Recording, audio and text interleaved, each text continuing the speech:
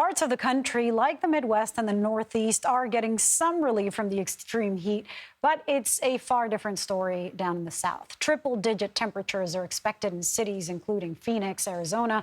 There is one silver lining, though. Forecasters say today could be the first time in 31 days that the temperature in Phoenix will not go above 110 degrees.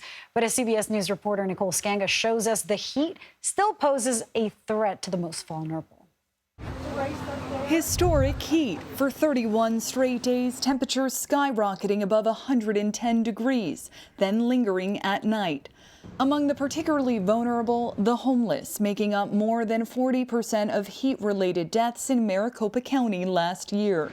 I'm a shade nomad again. I go from shady spot to shady spot, air conditioning to air conditioning. A shade nomad? Yeah. 58-year-old Jim Workman is just one of the nearly 10,000 Phoenix residents without a home. For 20 years, the Army veteran has trekked from Starbucks to city shelters just to stay cool. You slack for a minute, you're gonna die.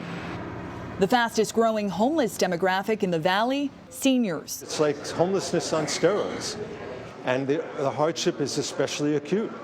Dean Scheinert runs Phoenix's only day center for older adults, providing water, AC, and showers in extreme heat, and sometimes medical intervention. The patient came in and it was immediately diagnosed as heat stroke.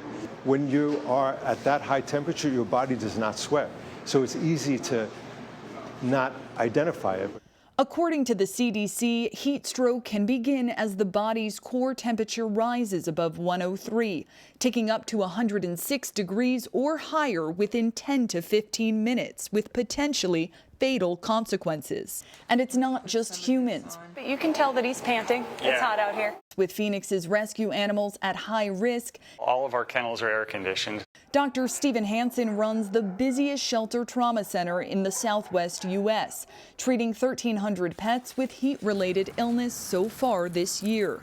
Many with burnt paws as surface temperatures reach up to 180 degrees. If you can't put your hands on the pavement and hold them there, it's too hot for a dog. Back on the street, Workman says he sleeps only 4 hours a night to avoid burning himself on the baking pavement. But a heat wave like this is simply unbearable. My biggest concern is waking up and not being able to do it no more. You know? I'm 58. I was supposed to be in a wheelchair 3 years ago. One day it's going to be there. I'm just not going to be able to get up no more. Examiner in Phoenix reports 25 heat-related deaths already this year, an additional 249 deaths under investigation. Lilia. Nicole, important story there. I see that you're back in D.C. So what are congressional lawmakers doing to address this dangerous heat there?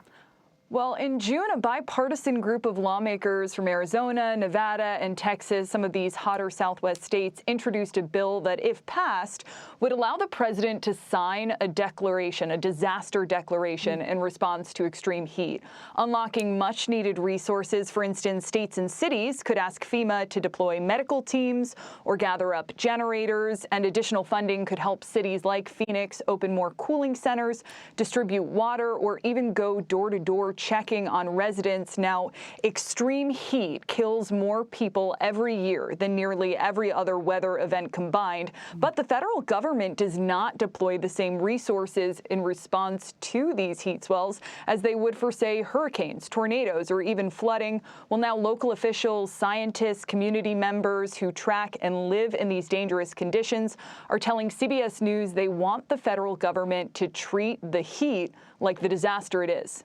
Absolutely. Nicole Sganga, thank you. Thank you.